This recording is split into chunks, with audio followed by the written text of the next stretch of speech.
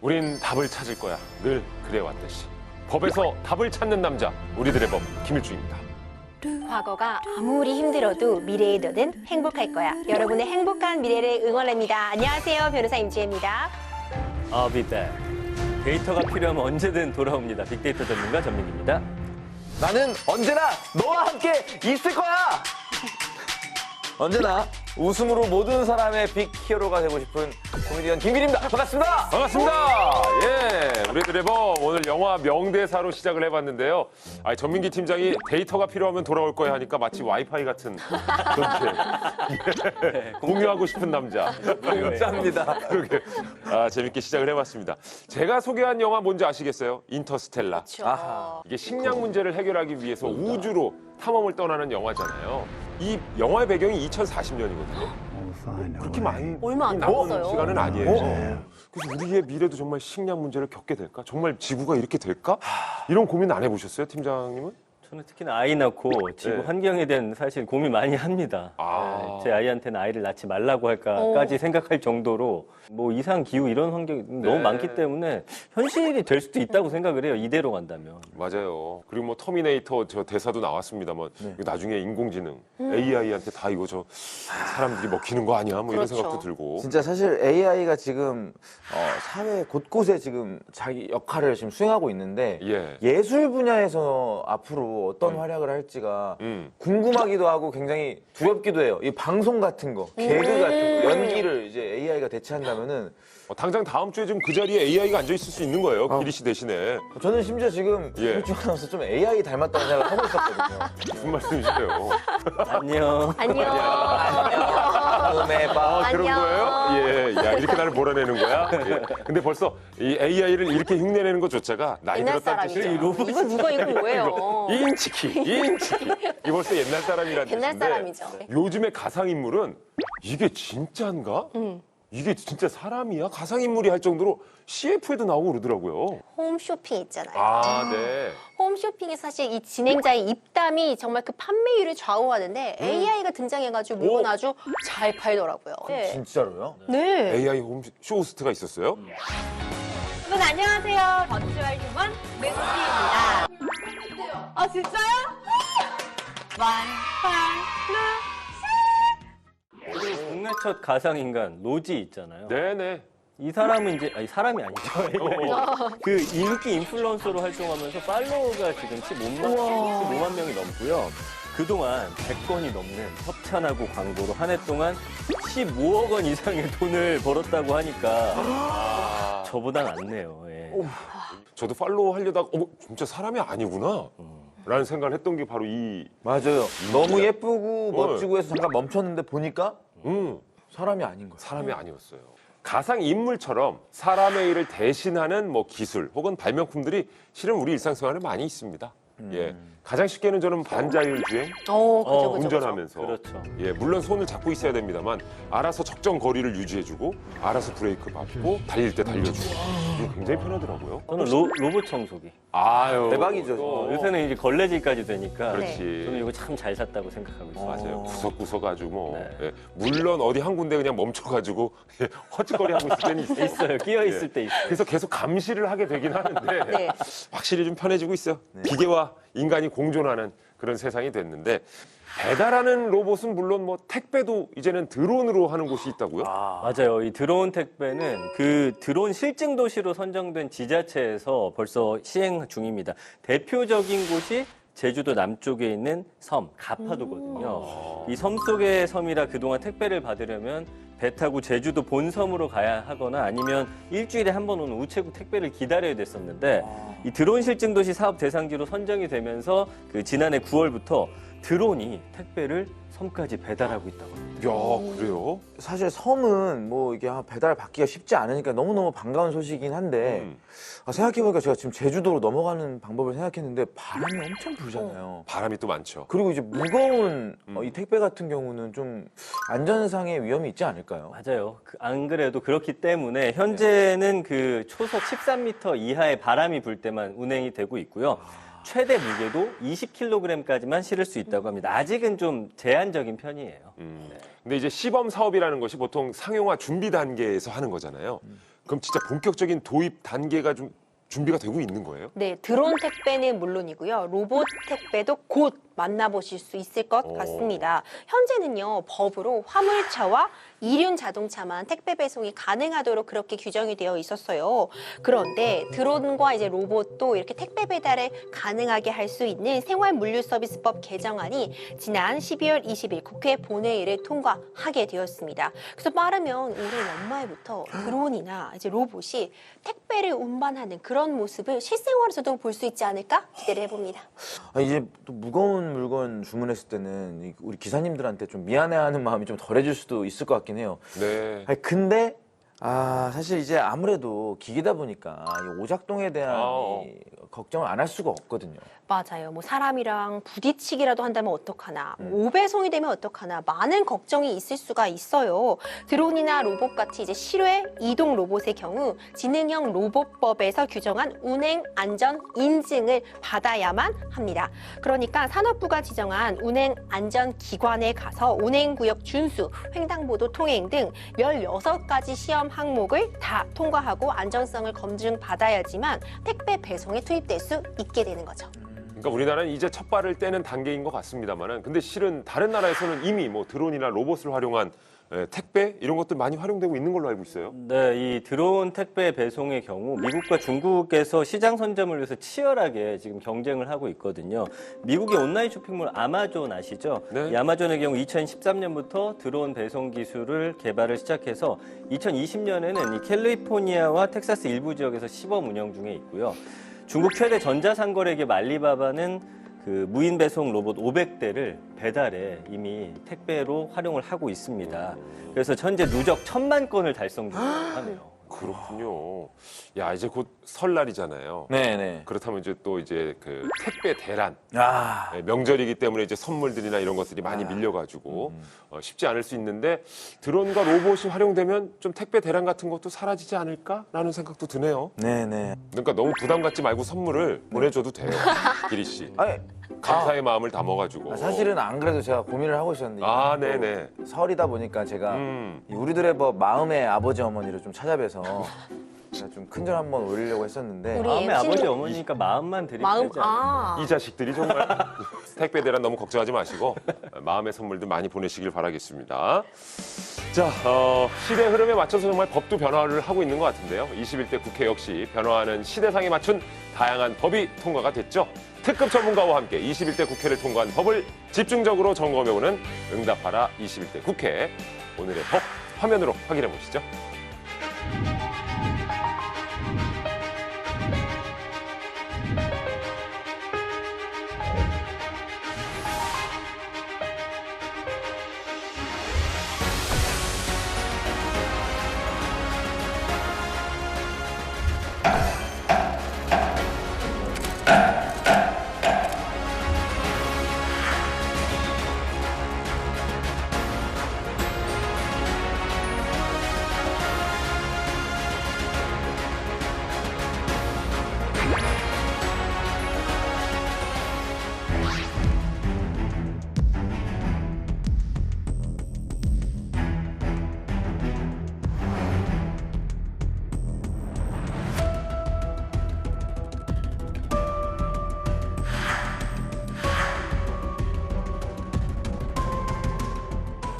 탄소 중립, 환경 녹색 친화적 성장, 자동차의 개발 및 자원순환 기본법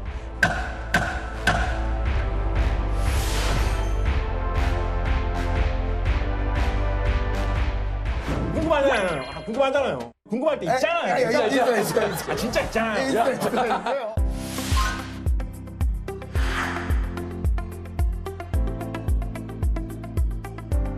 감자나 고구마하고 다르게 쌀은 어디에서 기르죠? 논에서 길러요. 논. 이 논에서 피어오르는 기체 중에 메탄가스처럼 기후 변화에 악영향을 미칠 수 있는 기체가 꽤나 많이 포함되어 있다. 유럽은 이산화탄소를 배출을 줄이기 위해서 굉장히 노력을 많이 하고 있다. 해외에 다양한 규제 정책들이 생기면서 우리나라 기업들이 살아남기가 지금 너무 어려운 상황이거든요. 이거를 어떻게 도와줘가지고 돌파해 나갈 수 있을지.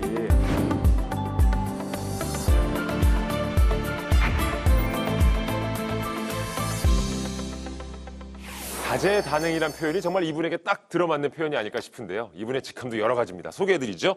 SF 작가, 공학 박사, 작곡가, 교수, 괴물 전문가, 거기다 환경 전문가까지 이과, 문과, 예술을 그러니까 넘나드시는 분이에요. 정말 부캐 부자. 자, 곽재식 교수 자리하셨습니다. 어서 오세요. 네, 저는 계십니다. 예, 반갑습니다. 예.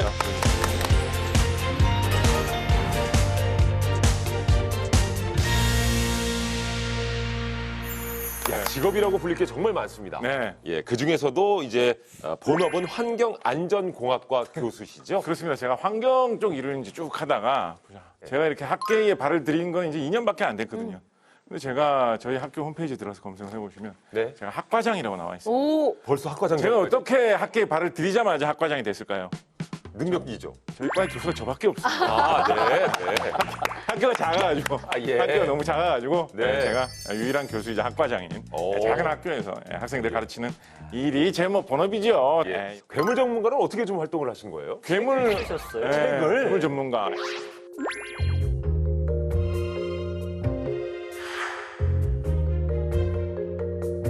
교수님이 이 환경 관련된 일을 하시다가 네. 괴물에 관심을 두게 되셨잖아요. 맞습니다. 네. 아, 그럼 영화 같은 걸 보면 우리 환경 변화 때문에 이제 괴물이 출몰하곤 하는데 네. 혹시 뭐 그런 현상을 보고 네. 실제로 보고 나서 괴물을 연구하게 되셨다거나 뭐 접점이 없지 않아요. 접점이. 어. 접점이 없지 않아요. 예를 들어서 삼국사기 우리나라의 잘 알려진 역사책이죠. 네. 그 역사책을 보다 보면 이런 내용이 있습니다. 백제가 망할 무렵이 되었을 때 네. 왕궁에 궁궐에 나무가 있었는데 그 나무에 귀신이 깃들어가지고 나무가 우는 소리를 내는데 예. 사람들이 들어보니까 그냥 이렇게 우는 게 아니라 백제가 망한다, 백제가 망한다 이렇게 말하면서 울었다라는 이런 전설이 있어요. 네. 그런데 그 전설 전후의 기록을 보면 당시 수해가 굉장히 심했다라거나 가뭄이 굉장히 심했다 이런 기록까지 같이 나오고 있거든요. 네. 그래서 이제 뭐 옛날 사람들 눈에는 나라가 망조가 되니까 뭐 여러 가지 이런 자연재해도 많이 생기고 귀신도 우는구나. 네. 그런데 이 환경공학을 하는 이 과학자의 눈으로는 네. 요거 좀 다르게 더 깊게 생각해 볼 수 있는 여지가 있는 거죠. 어떻게요? 정체는 과연 뭐였을까요? 정체는? 혹시 짚히는 거 있으십니까? 보통 뭐 바람 소리 아니에요? 바람 통 소리. 사이로 이렇게 싹 지나가. 바람 소리. 그것도 사실은 충분히 생각해 볼 수 있는 거예요. 여러분 인터넷에 검색을 해보시면 우리나라의 전국 각지에 많이 퍼져 있는 새 중에 예. 귀신새라고 하는 새가 있어요. 오, 귀신새. 귀신새? 네, 귀신새 그 뭐 검색해 보면 무슨 뭐 호랑쥐박이든가 하는 뭐 그런 새예요. 이 새가 울음소리를 내는데 울음소리를 내면 어떤 소리를 내느냐? 사람 휘파람 소리를 내는 거하고 정말 비슷한 소리를 내거든요. 근데 이 새가 그런 느낌. 더 근데 사람이 장난스럽게 휘파람 부는 소리하고 좀 더 가까워요. 예.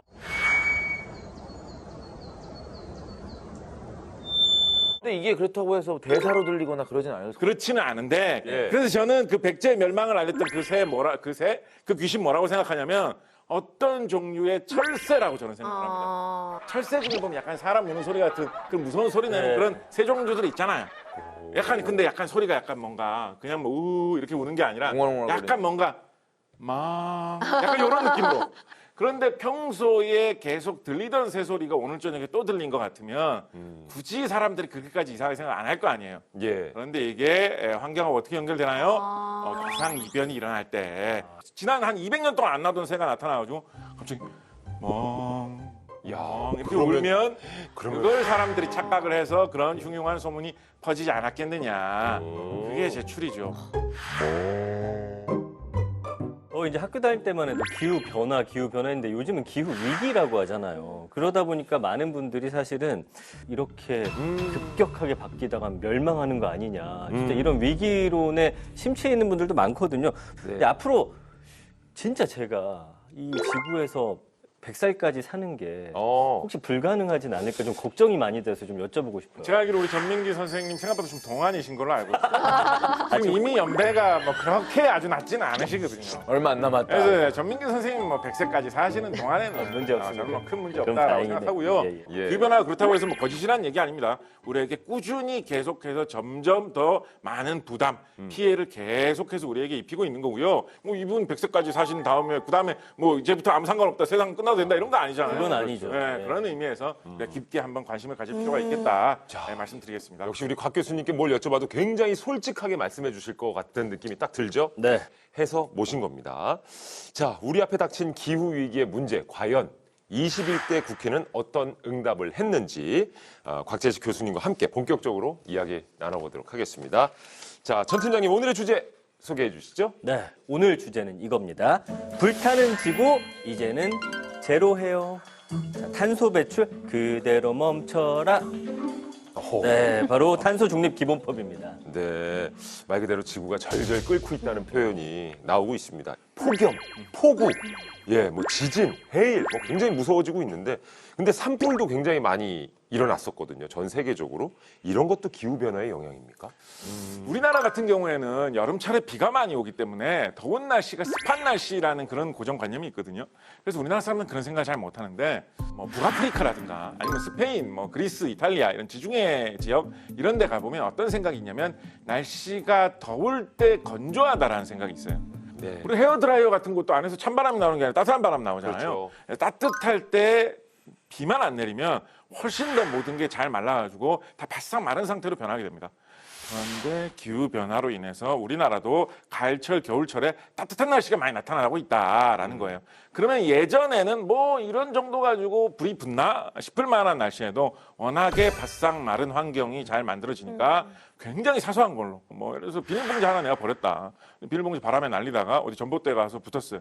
그럼 뭐 전봇대에서 파삭파삭하다 스파크 좀 튈 수 있겠죠. 근데 그 정도 불똥 튀긴 거에 산불이 시작된다더라. 아, 그렇게 또 조심을 해야 되겠군요. 근데 확실히 이제 이상 기후 또 날씨와 가장 직접적인 게 이 음식 아니겠습니까? 그렇습니다. 예, 네. 식량 문제인데 당장 우리의 식탁에 오르는 음식들도 그러면 좀 변화가 생길까요? 아무래도 죽을 때까지 먹을 게 이제 쌀인데. 쌀쌀. 네, 네. 쌀은 혹시 괜찮을까요? 우리나라 같은 경우에 앞으로 기후변화가 진행이 되면 여름철이 더 길어지고 비가 좀 더 많이 올 거다라고 이야기되고 있는데 쌀은 약간 비가 많이 오고 여름철이 좀 길고 이래야 잘 되거든요. 그래서 쌀은 아마 안심 뭐 이렇게 생각할 수도 있는데 네네. 어떤 게 있냐면 영양. 우리가 뱃속에 가스가 찼을 때 네. 그게 나오는 길이 생각을 해보면 두 가지 방향이 있죠. 위, 아래. 위와 아래가 있어요. 아래. 위와 아래가 있어요. 네. 근데 우리가 위로 나오는 게 냄새가 더 심하다고 생각을 하나요? 아래로 나오는 게 냄새가 더 심하다고 생각하나요? 아래요. 보통 아래가 더 심하다고 생각합니다. 예. 공기가 잘 통하는 위쪽에 사는 미생물들과 공기가 안 통하는 산소하고 접하지 않는 이 대장 쪽에 사는 미생물들이 완전 다른 놈들이에요. 네. 그런데 이 밑에 사는 것들이 메탄가스, 황화수소 이런 것들을 만들어내거든요. 그런 것 중에 이제 냄새 있는 성분들이 섞여 있다라는 거예요. 이게 쌀이랑 도대체. 쌀이랑 도대체 무슨 상관이 네. 있느냐? 예. 근데 다른 농작물에 비해서 쌀을 기를 때는 예를 들면 감자나 고구마하고 다르게 쌀은 어디에서 기르죠?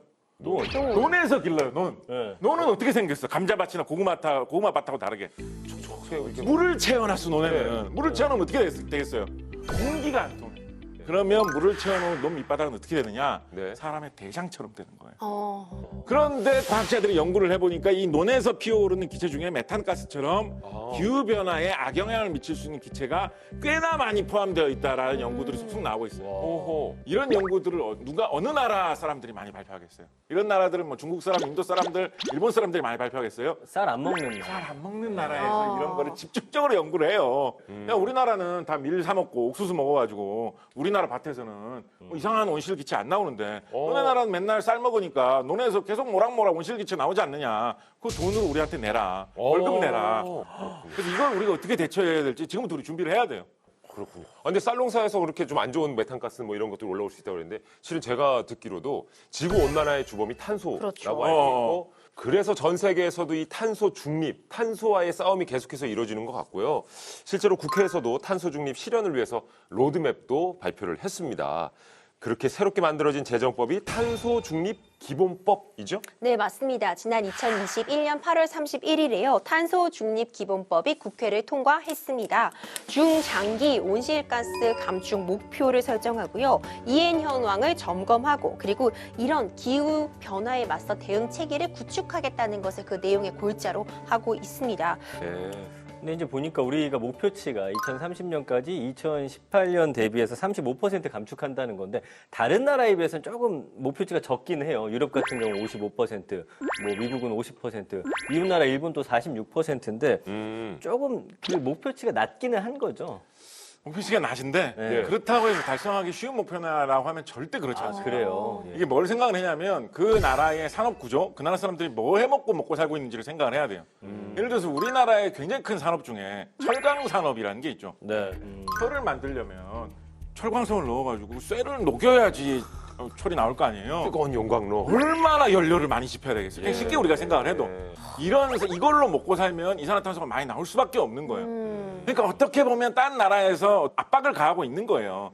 한국 너희들은 좀 어렵겠다. 그렇지만 우리는 이렇게 많이 줄이고 있어. 이제 이대로 가다가는 이산화탄소 많이 배출하는 나라는 돈을 엄청 내고 장사해야 될 걸 약간 위협을 하고 있다라고 해도 과언이 아닌 거죠. 거기에 맞춰가려면 우리나라의 이러한 산업 구조를 가지고도 아까 제시되어 있던 목표 뭐 한 35% 정도 감축 이 정도를 달성을 한다라는 거는 사실은 도전적인 목표고요. 이거는 작심을 하고 정말 온 나라 사람들이 약간 뭔가 월드컵 16강 기원하듯이 그런 식으로 전 국민이 다 그거를 생각을 하면서 집중하지 않으면 전 달성하기 어려운 목표라고 생각합니다. 이 탄소를 좀 빨아들이는 그런 기계 같은 걸 좀 만들면 좋지 않을까 싶은데. 문과적인 감성 좋아. 아니, 근데 탄소를 이렇게 쭉 빨아들이는 거 이런 거 만들면 안 됩니까? 그게 해주세요. 굉장히 좋은 방법이에요. 그러니까 많은 사람들이 그렇게 생각하고 있는 거예요. 근데 두 가지 큰 난관이 있습니다. 네. 첫 번째 난관. 우리가 이산화탄소를 빨아들인다라고 네. 하는데 공기 중에 과연 이산화탄소가 얼마나 있을까요? 공기 중에 이산화탄소가 얼마나 있길래 이게 많아서 문제라고 하는 걸까요? 이거 의외로 관심 있으신 분들도 모르시는 분들 많아요. 공기 중에 산소 한 20% 있습니다. 네. 탄소가 20%. 이산화탄소 한 20% 있을까요? 공기 중에 이산화탄소는 0.04% 있습니다. 오. 이산화탄소 굉장히 조금밖에 없어요. 그런데 그 조금이 문제를 일으킵니다. 그 조금이요? 네, 그 조금이. 결론은 뭐냐? 비율로 따지면 조금밖에 안 돼요. 예. 예를 들어서 설탕 같은 거 한 100g 정도 준 다음에 거기 소금을 0.04g만 딱 섞었어. 설탕만 골라내봐라, 소금만 골라내봐라라고 하면 당연히 하십니까라고 하겠죠. 그거 어떻게 분간해 내겠어요? 그게 일단 하나 난관이고 두 번째 문제가 있어요. 두 번째 문제. 이 두 번째 문제는 답을 찾기가 쉽지가 않은데 그 이산화탄소 많이 빨아들였다고 쳐요. 그래서 이산화탄소를 뭐 예를 들어서 저장 탱크에 트럭에다가 꽉꽉 실어놨다고 칩시다. 네. 어디다가 이거를 갖다 놓을까요? 이거를. 아, 매립할 수도 없고. 이게 답이 매립한다고 해서 이거 붙자라고 하면 어떻게 되겠어요? 다 다시 날아갈 텐데. 날아가죠. 그 정도 생각을 해야 될 정도로 이산화탄소가 빨아들이는 것도 빨아들인 다음에 처치하는 것도 쉽지 그렇군요. 않다라는 것이죠.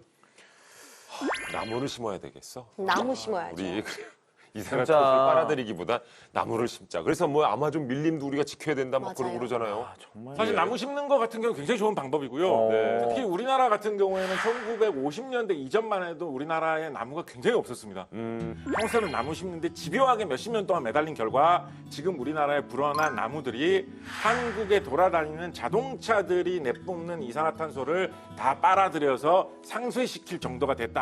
야. 근데 나무를 많이 심는다는 거는 한번 생각해 볼 만한 방법. 와. 그래도 우리가 할 수 있는 전에서는 최선을 다해야 될 것 같습니다. 해봐야죠. 네. 자, 어쨌든 뭐 애초부터 탄소를 그러면 줄이는 것이 가장 좀 중요한 문제일 것 같은데, 자, 탄소 배출 감소를 위한 구체적인 계획, 방법 이런 것들이 법에 명시가 돼 있어요. 네, 대표적인 게요. 기후 변화 영향 평가 꼽을 수 있을 것 같습니다. 국가의 주요 계획이나 대규모 개발 사업이 환경이나 기후 변화에 끼칠 그 영향을 사전에 평가하겠다 하는 제도이거든요. 뭐 산업단지나 공항, 항만 등 국가 주요 시설에 탄소 감축 목표와 감축 방안들도 제출하도록 규정이 되어 있습니다. 그렇군요. 이 적용되는 분야가 좀 극히 일부분인 것 같은데 해서 어느 정도 좀 긍정적인 효과를 기대하는 질문을 드리기가 겁이 나긴 합니다. 잘만 시행이 되면 저는 사실은 없는 것보다 있는 게 훨씬 더 큰 효과가 거둘 수 있을 거라고 생각합니다. 네. 그리고 구체적인 탄소 영향 평가 내용을 자세히 살펴보면 앞으로 기후 변화 시대가 되면 홍수도 더 많아지고 가뭄도 더 많아질 텐데 산사태가 일어날 수도 있고 눈사태가 일어날 수도 있을 텐데 그런 때에 어떻게 대비가 되어 있느냐도 같이 평가를 할 수 있는 현실적인 내용들도 있기 때문에 잘만 되면 사실은 저는 뭐 많이 도움이 될 수 있는 뭐 그런 방안 아닐까 생각을 해봅니다. 네. 근데 그 탄소 중립 기본법 보면요. 탄소 사회로 바뀌면서 직간접적으로 피해를 보는 뭐 지역이나 사람들이 또 생겨날 수 있을 것 같더라고요. 그래서 이 법 안에는 이런 지역과 사람들을 이제 법으로 보호해야 된다. 이렇게 명시가 돼 있던데 우리가 과거의 기후변화 문제, 환경 문제 이런 거를 생각을 할 때는 어떤 생각을 많이 했었냐면 뭔가 나쁜 사람들이 환경을 막 오염시킨다. 그래서 그 나쁜 사람들을 몰아내면 뭐 지구가 깨끗해지고 좋아진다. 이런 식으로 많이 생각을 했어요. 그런데 기후변화 문제는 그런 것만은 아닙니다. 우리나라의 이 행정구역별로 굉장히 이산화탄소 배출을 많이 하는 지역이 어디냐. 네. 시도별로 조사를 해보면 어디가 제일 많이 나오는지 아세요? 충청남도가 제일 많이 나와요. 혹시 왜죠? 충청남도 출신인 분 계신가요? 서산 홍보대사입니다. 충청남도 분들 뭐 에어컨 많이 써요. 충청남도 분들 다 큰 차 타고 다니나요? 아니죠. 별로 그렇지 않을 거예요. 왜 그런지 아세요? 왜요? 충청남도에 석탄 화력 발전소들이 몰려 있어요. 거기서 전기를 많이 만들어가지고 전국으로 보내주고 있는 거예요. 그러다 보니까 석탄 화력 발전소 굴뚝에서 이산화탄소가 펑펑 나오니까 이 도별로 해보면 여기가 이산화탄소 제일 많이 나오네 이렇게 되는 거예요. 누구 탓으로 몰아붙이고 누가 나쁜 놈이고 요거를 찾아내기 전에 어떻게 우리나라의 경제를 지킬 것인가 그 관점으로 기후변화 문제를 좀 봐주시면 네. 일자리를 지키는 데도 좀 도움이 되지 않을까 생각을 합니다. 예. 자, 이 탄소 중립 기본법 이것이 확실히 탄소 제로 시대로 가는 큰 틀을 마련했다라는 이제 평가를 해준다면 확실히 당장 닥친 현실의 문제를 좀 제시를 하고 또 해결도 하고 보완하는 법도 필요할 것 같습니다. 자, 어떤 법이 또 통과가 됐습니까? 네. 자, 21대 국회가 응답한 이번 법은 친환경차 타고 경제성장 고속질주 친환경자동차법입니다. 아, 친환경 자동차 하면 뭐 가장 쉽게 전기차 그렇죠. 아니면 이제 수소차 네. 이제 바로 이 국회 앞에서도 맞아요. 충전소도 있어요. 네. 그렇죠? 실제로 친환경 자동차 보급을 위해서 뭐 정부에서 다양한 지원책을 내놓고 있습니다. 하지만 아직까지 막 엄청나게 눈에 띄는 증가량이 보이지 않는 것도 사실이고 국회에서도 이 문제를 좀 해결하기 위해서 전기차 보급을 늘리는 방안 마련을 했습니까? 네, 전기차가 늘어나긴 늘어났어요. 저도 지하 주차장 보면은 늘 이제 충전하고 있는 전기차 많이 볼 수는 있거든요. 그래도 국회에서 좀 더 이 전기차 활용률을 높이기 위한 방안들을 제시를 하고 있습니다. 친환경 자동차법은요, 친환경 자동차 구매 목표제 그리고 친환경 자동차 충전 시설 확대를 명시했습니다. 친환경 자동차 구매 목표제는 대기업과 렌터카 업체 등이 신차를 구입하거나 임대하거나 할 때 일정 비율 이상을 하이브리드나 전기차로 채워야 된다 그런 내용을 담고 있어요. 이 친환경 자동차 구매 목표제 확실히 할당량을 준다라는 게 이제 주요 목표일 것 같은데 생각보다 그렇게 많은 분야에 적용이 되지는 않고 있어요. 네, 제한이 있습니다. 차량을 3만 대 이상 보유하고 있는 자동차 대여 사업자 대상으로 하고 있고요. 200대 이상을 보유하고 있는 시내버스, 일반 택시 운송 사업자, 화물 운송 사업자 등을 대상으로 하고 있습니다. 이런 경우에는 친환경 자동차를 확보할 경우 보조금을 줘서 지원을 하겠다는 내용을 담고 있는 거죠. 네, 그만큼 보급도 많이 돼야 자동차 업계에서도 굉장히 좀 심혈을 기울일 것 같은데 이게 뭐 이게 쉽지 않으니까 정부에서도 이런 카드를 내놓은 것 같고요. 그런 것 같습니다. 아무래도 이제 어느 정도 차량이 많이 팔린다라고 해야지 뭐 자동차 타고 다니는데 꼭 필요한 충전소라든가 이런 걸 건설하는 사람도 나올 것이고 그래야지 또 대량 생산을 해서 업체에서도 더 싸게 팔 것이고 그래야지 차값도 비싸지 않고 충전하기도 어렵지 않네라고 해서 차가 더 많이 팔리게 될 테니까 처음에 그 시작하기 위한 뭐랄까요 마중물을 붓는다라고 할까요 좀 시동을 걸어준다고 네. 할까요 그런 걸 위해서 정책적으로 어느 정도의 숫자는 좀 확보해 주자라는 정책을 좀 계속 추진하는 것 같습니다. 근데 확실히 이게 그 수출차 혹은 또 전기차 분야에서 굉장한 두각을 드러내는 나라가 중국이란 말이에요. 그거는 혹시 주식 투자하시나요? 주식 투자하시는 분들은 뭐 온몸으로 느끼고 계실 겁니다. 저는 뭐 주식 투자하지는 않습니다만 예. 작년에 자동차 수출 시장 통계를 보면 중국 차가 1위를 한 적이 제법 자주 있었습니다. 대체로 다 전기차에서 나옵니다. 아, 여러분 가만 보시면 국내에 돌아다니는 전기 버스 같은 경우에 자세히 보시면 알 수 없는 회사 이름이 적혀 있는 경우 있어요. 검색해 보시면 중국 회사인 경우 맞아요. 이런 경우 비일비재합니다. 네. 우리나라에도 버스 중심으로 중국 전기차가 많이 들어와 있어요. 우리나라 같은 경우는 사실 전기차 분야에서 좀 어려움 겪고 있잖아요. 그러니까 미국 내에도 우리나라 차를 생산하는 공장들이 있잖아요. 그 미국 인플레이션 감축법에 따라서 미국 내에서 생산을 하더라도 이 세금 감면 혜택을 못 보고 있는 지금 그런 상황이어서 좀 이러지도 저러지도 못하는 그런 상황 같더라고요.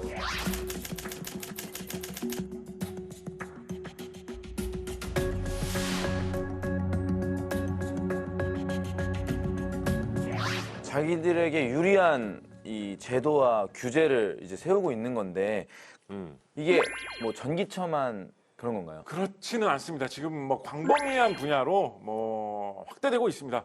제일 충격적으로 많이들 뭐 이야기하던 게 유럽에서 작년부터 시행을 시작하겠다. CBAM이라고 하는 제도가 있습니다. CBAM. 유럽은 이산화탄소를 배출을 줄이기 위해서 굉장히 노력을 많이 하고 있다. 근데 딴 나라들은 그 정도까지 열심히 안 하는 나라들도 있지 않느냐. 만약 너네 나라가 그렇다면 유럽이 하는 거와 너네 나라의 격차를 계산을 한 다음에 그 격차만큼 돈으로 떼워라 라는 제도입니다. 유럽 사람들이 이렇게 생각하는 거예요. 이걸 이용하면 지구도 보호하고 우리 경제도 보호할 수 있겠는데 이렇게 생각하는 거예요. 어쨌든 그 뭐 경쟁력에서 뒤처질 수는 없잖아요, 우리나라도. 그렇죠. 네, 그런 경쟁력을 좀 갖춰야 되겠다는 생각이 들고요. 자, 다음에 확인할 법은 또 뭐가 있습니까? 네, 불타는 지구 이제는 제로해요. 21대 국회가 응답한 법입니다. 다 함께 자원을 돌리고 돌리고 네, 순환경제 촉진법입니다. 아, 네. 우리 남은희 선생님의 노래였죠. 예. 이 순환경제 촉진법. 예, 자원의 순환을 통해서 버려지는 물건을 좀 줄이고 관련 산업을 육성하자는 내용인데 바뀐 내용이 있습니까? 네, 그러니까 생산, 소비, 유통 이걸 보통 우리가 전 과정이라고 표현할 수 있을 것 같은데 이 전 과정에서 자원을 좀 효율적으로 이용을 해가지고 폐기물 발생은 대폭 줄이고 좀 자원을 순환해서 다시 재사용할 수 있도록 그런 경제 환경을 만들자는 내용을 담고 있습니다. 2022년 12월에 국회 본회의를 통과했고요. 제품 설계 단계에서부터 재사용까지 어떤 순환 이용성 평가 제도를 대폭 강화하고요. 생산 단계에서 천연 원료 대신 사용 후 재사용이나 재활용이 가능한 어떤 그런 순환 원료를 사용하도록 유도했습니다. 또한 그동안 폐기물로 취급이 되었던 유해성이 적고 재활용이 잘 되는 그런 품목들을 순환 자원으로 인정을 하면서 재사용, 재활용할 수 있는 그런 기반을 마련했습니다. 네. 아, 그러니까 제가 버린 물건들이 다른 곳에 재활용될 수 있도록 돕는 거네요. 예전에 폐마스크로 옷걸이 만드는 그 영상 같은 거 본 적이 있었는데 이런 것도 순환경제인 건가요? 그렇습니다. 과거의 경제가 뭐 직선 경제다, 선형 경제다, 리니어 이코노미다라고 하면 자원을 캐가지고 그걸 가공해서 물건을 만들고 사람이 써서 버리면 끝난다. 네. 한 길로만 간다라는 거죠. 근데 이제는 자원을 사용을 해가지고 제품을 만들어 소비를 한 다음에 버릴 때가 되면 그 버린 거를 다시 가져와가지고 재활용을 해서 다시 제품을 만들어서 다시 소비를 하고 또 그게 버려지면 다시 재활용을 해서 다시 소비를 하고 빙빙 돌아간다라고 해서 이제 순환 경제라는 이름을 붙인 거거든요. 상상을 초월할 정도로 뭐 별의별 재활용들이 많이 있습니다. 전자제품 같은 걸 만들려면 안에 여러 가지 다양한 금속을 많이 쓸 거 아니에요. 네. 안에 전기가 여러 가지로 막 통해야 되니까 금도 좀 쓰지 않을까? 오. 이런 생각한 거예요. 예. 휴대전화 같은 거를 버린 거를 모아가지고 네. 그걸 다 깨부숴가지고 네. 녹여가지고 안에 있는 금속을 성분끼리 다 이렇게 분할을 네. 하는 거예요. 네. 그러면 휴대전화 한 대당 금이 한 0.1g 정도 나와요. 오. 0.1g 좀 안 되나? 오. 네, 하여튼 뭐 몇천 원치 정도 나와요. 그런 거 지금 이미 사업화하고 있는 회사들 우리나라에도 꽤 많이 있습니다. 그렇군요. 별의별 재활용을 다 합니다. 야, 어쨌든 핵심은 그동안 그대로 버려졌던 자원들을 재활용하자, 자원으로 쓰자라는 건데 이게 어느 정도 좀 역할을 할 수 있겠죠, 그래도? 저는 특히 우리나라 같은 경우에는 뭐 많이 투자할 필요가 있는 산업이 아닌가라고 생각을 합니다. 왜냐하면 뭐 그런 거 있거든요. 마포에 그 상암동에 가보시면 그 공원 월드컵 공원 네. 하늘공원 거기 있잖아요. 네. 그 상암동에 있는 그 공원이 옛날에 난지도라고 쓰레기 매립지였다라는 건 많이들 아실 네. 거예요. 그렇죠, 그렇죠. 쓰레기 매립지를 그렇게 묻어놨기 때문에 묻어놨다는 건 또 무슨 뜻이겠습니까? 산소로 차단돼 있다는 거예요. 그거 잘 뽑아내서 관리를 해줘야 돼요. 그런데 그냥 뽑아내서 버릴 뿐만 아니라 그거를 따로 메탄가스만 잘 모아가지고 그거를 가스니까 불타면 잘 탄다며요. 난방용으로 활용하고 있습니다. 은근 빌딩 같은데 온수 그걸 태워서 보내주고 있거든요. 그래요? 네, 그래서 그런 재활용도 해요. 우리나라에는 가스가 안 나니까. 그렇죠. 우리나라는 모든 자원이 부족한 자원 빈국이잖아요. 그러니까 우리나라에서는 뭐를 재활용하는 거를 하나를 개발하면 개발할 때마다 그만큼 수입을 안 해도 되는 거예요. 그런 의미에서 이런 순환경제 촉진법 굉장히 중요해 보이는데 또 이 순환경제 촉진법으로 주목을 받는 게 바로 이 폐 배터리입니다. 전기차. 그동안 이게 규제가 돼가지고 사용을 못했었는데 이게 이제 풀렸대요. 그래서 조사를 보니까 폐 배터리 시장이 2천억 달러를 넘어섰다고 하는데 이 부분에 대한 산업 지원도 좀 의미가 있을 것 같아요. 스마트폰이나 컴퓨터 사용해 보시면 알겠지만 우리가 지금 사용하는 배터리는 많이 사용하다 보면 이게 점점 수명이 맞아요. 줄어들어요. 줄어들어요. 용량이 줄어드는 그 현상이 생기죠. 네. 지구상에 그렇게나 배터리를 많이 사용하고 있는데 이거 수명이 줄어들어가지고 못 쓰게 됐다고 한 2, 3년 사용하고 버리고 3, 4년 사용하고 버리고 이러면 이게 금방 바닥날 거 아니에요. 네. 네. 그렇게 해서 유지가 안 된다고요. 어떻게 보면 배터리 재활용 기술을 누가 얼마나 잘 확보하는가 이게 어떻게 보면 다음 시대에 뭐 기술 싸움 중에 가장 큰 싸움이 되지 않을까 될 정도로 많이 주목을 받고 있는 기술이고요. 자, 그럼 갑자기 이제 궁금해질 수 있는데 재활용이 가장 잘 되는 제품이나 이런 것들도 따로 있을까요? 재활용으로 가는 특급 열차다. 네. 네. 생각할 수 있는 거 뭐 예로부터 유명한 거 있습니다. 뭐죠? 우리가 이제 재활용 쓰레기 버리는 곳에 가면 네. 요거를 버리는 게 따로 구분되어 있는 곳이 30년 전부터 있었어요. 생각해 보면 지난 월요일에 제가 분리수거 담당이어가지고 네. 우리 집에 예, 했거든요. 알루미늄 캔.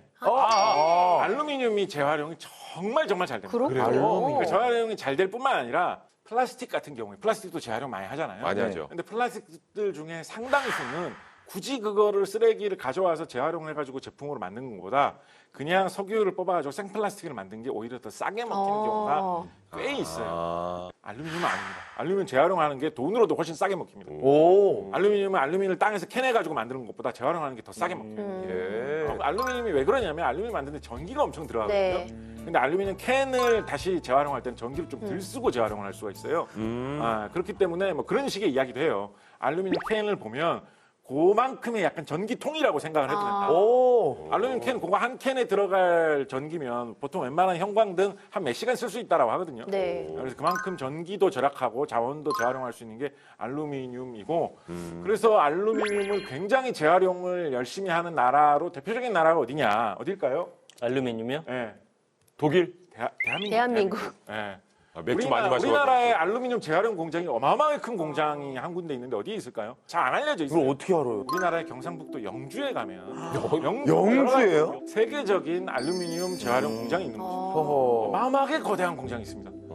약간 좀 자랑스러워해도 되지 않을까 뭐 이런 생각도 잠깐 해봅니다. 예. 와, 사람보다 낫네 알루미늄이. 그러게요. 왜냐면 사람은 고쳐 쓰지 못하잖아요. 그렇군요. 네. 예. 참고로 하나 말씀드리면 우리나라에 굉장히 큰, 굉장히 새로운 방식의 플라스틱 재활용 공장이 굉장히 대규모로 최근에 들어서고 있는 곳이 있는데 서산 홍보대사라고 하셨나요? 네네네. 네, 서산에서 멀지 않은 충청남도 당진에 아. 당진 지역에 지금 꽤나 새로운 대형 플라스틱 재활용 공장이 들어서고 있어가지고 이게 세계적인 규모의 플라스틱 재활용 단지로 한번 키워보겠다 뭐 이런 야심이 좀 나오고 있는 것 같거든요. 예. 잘 되기를 좀 기대해봅니다. 네. 알루미늄은 영주, 그다음에 충남에는 이제 플라스틱. 네. 그렇게 되면 참 좋을 것 같아요. 네. 알겠습니다. 예, 오늘 정말 이상 기후 또 탄소 중립 이런 환경 문제와 관련해서 교수님과 많은 이야기를 좀 나눠봤는데 전민기 팀장은 어떠셨어요? 저는 오늘 느낀 게 아까 지금 지구 멸망을 걱정하지 말고 현실적으로 할 수 있는 것들을 좀 해야겠구나. 너무 본인 100세 시대 걱정했거든. 큰 두려움 앞에 손 놓고 있었던 게 아닌가 좀 반성을 했습니다. 꼭 환경보호 포스터 그리면 지구가 아파요. 이러고서 이제 불타는 지구 이런 거 그렸던 게 벌써 20, 30년 전이죠. 근데 막연했는데 교수님이 설명해 주시니까 좀 쏙쏙 머리에 들어오면서 뭐가 위기인 건지도 알겠고 네. 또 이거를 잘 보면 주식 투자도 성공할 수 있겠다 이런 생각까지 들었거든요. 예. 정말 유익한 시간이었습니다. 아, 감사합니다. 네. 저도 정말 오늘 얘기 들으면서 참 내가 유해한 존재였구나. 너무 모르는 것도 많고 탄소 같은 남자였구나. 아하 이런. 하지만 이제는 이제 알았으니까 또 안 것을 남에게 또 알려주고 그렇죠. 또 실천할 수 있는 산소 같은 남자 김산소가 돼보도록 노력하겠습니다. 아, 알겠습니다. 김산소 좋네요. 우리 교수님께서 진짜 확실히 환경 정책 전문가시다 보니까 기후 위기 대응을 위해서 국회가 이 정책적으로 좀 노력해야 될 점이 있다면 무엇인지 좀 마지막으로 한 말씀 부탁드리죠. 사실은 예로부터 환경 문제에 대해서 정부가 뭘 한다, 국회가 뭘 한다라고 하면 주로 뭔가 때려잡는 게 많았습니다. 일회용품 쓰지 마. 예, 일회용품 규제하고. 쓰면 벌금 매길 거야. 음. 기후변화와 관련해가지고 지금 여러 차례 이야기했지만 해외에 다양한 규제 정책들이 생기면서 우리나라 기업들이 살아남기가 지금 너무 어려운 상황이거든요. 이거를 어떻게 도와줘가지고 돌파해 나갈 수 있을지 외국하고 어떻게 협의해가지고 야 기후변화에 관해서는 규정을 유럽하고 한국하고 좀 맞추자. 미국하고 한국하고 좀 맞추자. 그래서 우리나라 기업들이 한국 법에 맞춰서 잘 하다 보면 자연스럽게 해외에도 물건을 잘 팔 수 있는 경쟁력을 갖출 수 있도록 좀 이렇게 서로 좀 협의를 하자. 이런 쪽으로 우리나라 국민들, 우리나라 경제를 좀 도와줄 수 있는 방향으로 뭔가 이렇게 지원할 수 있는 기후변화 대책, 환경 대책을 좀 많이 만들어 주시면 좋지 않을까 생각을 해봅니다. 네. 아마 오늘 시청해주신 시청자 여러분들께서도 뭐 이상기후, 지구온난화, 단순히 문제다라는 생각은 하셨겠습니다만 확실한 경각심과 더불어서 개인적으로도 할 수 있는 일에 대한 고민도 한번 해보셨을 그런 중요한 시간이 되지 않았나 생각을 해봅니다. 모쪼록 대한민국이 더 건강하고 행복한 나라가 될 수 있도록 앞으로도 많은 연구, 다방면에서 우리 학 과장님 예, 오늘 부탁드리도록 하겠습니다. 오늘 정말 감사합니다. 감사합니다. 감사합니다.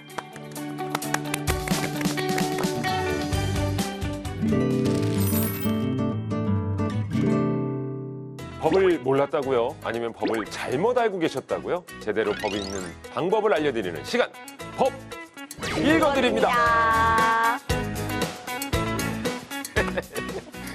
요즘에 이 3대가 덕을 쌓아야 맞이할 수 있는 게 있다고 합니다. 바로 층간소음이 없는 곳. 댁내는 좀 평안들 하십니까? 저는 위아래로 이제 코미디언들이 같이 산 적이 있었는데 오. 아이고. 정말 이런 자리에서 이렇게 얘기해도 되는지 모르겠지만은 네. 실제로 앉아서 방구를 많이 끼신 것 같아요. 방귀를. 그게 들린다고요? 그게 그게 정말 들릴 정도예요. 아이, 이게 뭐 코미디언이라는 직업이 광고를 더 많이 끼지는 않을 거 아니에요? 그러니까 그건 아닌데 예. 좀 유독 가스가 잘 차시는 분들이 계시잖아요. 네. 진짜 이름은 말씀드릴 수 없지만은 바로 끼면은 바로 카톡을 보내고 시원하냐고 이렇게 그 정도로 소리 서로 안부를 많이 물었었어요. 기린이 오늘 그래요? 적어주세요. 누군지 살짝. 네. 적어달래. 궁금하잖아요. 또. 근데 실은 뭐 윗집의 층간소음 물론 걱정되긴 합니다만 내 집에 내 아이들의 소음도 아랫집에게 굉장히 좀 그래서 예, 저희는 필수템 있잖아요. 매트. 매트. 예, 그래서 소파 앞에다가 매트 2장 깔아놓고 침대 옆에다가 또 이불 하나 또 깔아놓고 저는 그렇게 살았습니다. 그러네요. 오늘 사례도 이 층간소음과 관련된 문제라고 하는데 한번 살펴보시죠. 희야, 넌 나의 영원한 첫사랑이야. 뭐? 희? 나는 주연인데 첫사랑이 희? 좀 일어나봐. 뭐야? 왜? 무슨 일이야? 아니 아직도 그놈의 첫사랑 꿈속에서 만나고 다니는 거야? 엄마 아빠 쉿. 시끄러워서 공부를 할 수가 없잖아요. 아니 우리 민기 지금 새벽 3시인데 지금까지 공부하고 있었던 거야? 아유 미안. 저에게 1분은 인생을 바꾸는 1분이라고요. 절대 엄수 부탁드려요. 아유, 또 잠은 자고 공부도 해야 집중도. I say ho, you say he, 시끄러워. 제발. 내 성적 어떡해. 이 새벽에 무슨 난리야? 기다려봐봐. 아빠가 해결하고 올게. 띵동. 이봐요. 저 나와봐봐요. 아이, 새벽에 지금 뭐 하는 짓입니까? 우리 아들 공부해야 된다고요. 왜 그러시죠? 무슨 일이십니까? 아이, 남들 다 자는 시간이죠. 시끄럽게 하면 어떡해요? 제가요? 저는 아무 소리 안 했는데 해요. 아이, 지금 당신 집에서 나는 소리잖아요. 당신 입에서 나네, 지금? 예? 이 시간에 불 켜있는 집이 당신 집밖에 없어요. 지금 증거 있습니까? 지금 나가세요. 장상 나가세요.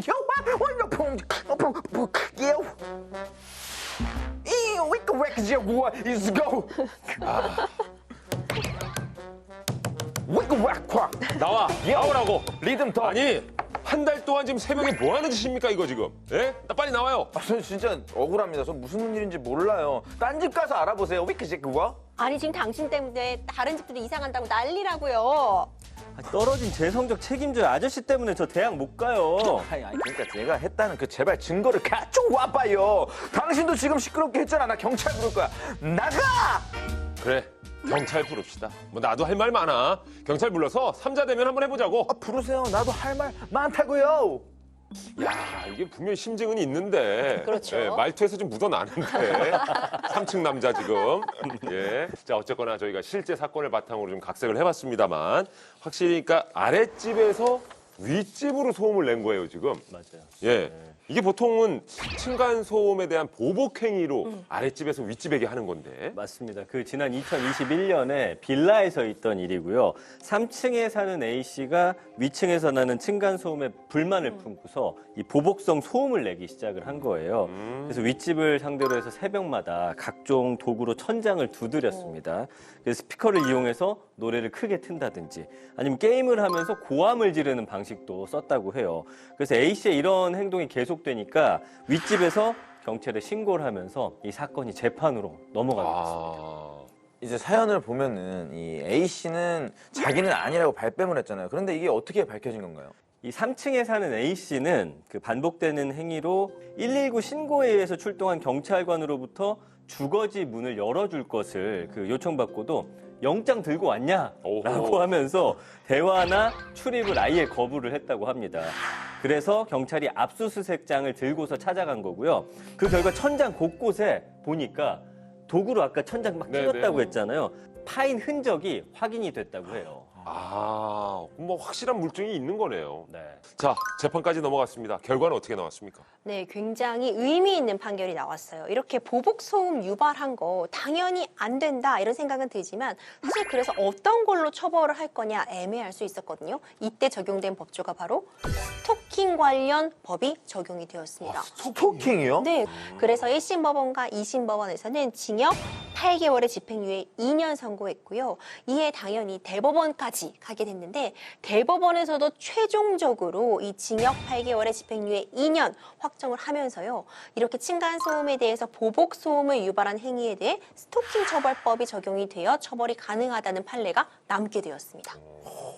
사람을 이렇게 따라다니는 것만 스토킹인 줄 알았는데 어쨌든 이거 쫓아다니면서 이렇게 괴롭히는 건 마찬가지니까. 그렇죠. 스토킹이라고 하면 우리가 쉽게 생각하는 게 제가 기린님한테 계속 막 연락하는 거예요.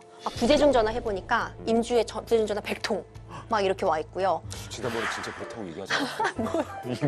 이거 받을 수가 없었어요. 이게 받을 대상도 아니고 많이 당황했어요. 지금. 알겠습니다. 네, 다시 좀 정리를 해보자면요. 이거 당연히 기린님 제가 자꾸 반복해서 그러면 공포심 유발할 수 있잖아요.